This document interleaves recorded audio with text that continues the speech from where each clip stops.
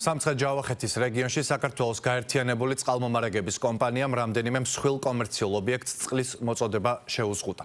კომპანიის ინფორმაციით აღნიშნული ობიექტები წყალმომარაგების ქსელზე უკანონოდ იყვნენ მიერთებულნი, რაც იწვევს წყლის დანაკარგებს, წნევის ვარდნას და სასმელი წყლის ხარისხის გაუარესების რისკებს. როგორც კომპანიაში აცხადებენ, გადაწყვეტილება მიღებულია კანონის სრული დაცვით და მიზნად ისახავს რესურსის სამართლიან განაწილებას და მოსახლეობის უსაფრთხოების უზრუნველყოფას. უკანონოდ დაერთებების გამოვლენისა და შესაბამისი ღონისძიებების შესახებ მომხმარებლების გაფრთხილება კომპანიამ გასული წლის დეკემბრიდან დაიწყო. საქართველოს გაერთიანებული წყალმომარაგების კომპანიამ სხვადასხვა საინფორმაციო საშუალებების შედეგად რამდენიმე თვიანი საინფორმაციო კამპანია აწარმოა იმის შესახებ, თუ რამხელა ზიანს აყენებს ქსელზე უკანონოდ დაერთებული მომხმარებლები, როგორც არსებული ინფრასტრუქტურას, ასევე კეთილსინდისიერ მომხმარებლებს.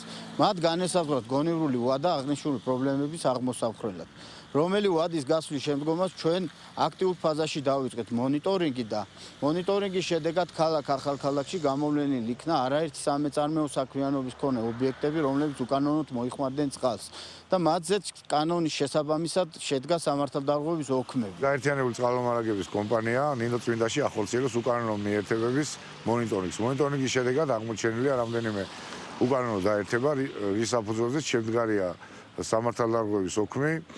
კიდევ ერთხელ მოუწოდეთ მოსახლეობას მოგმართონ ახალი დაერთებების განცხადებები.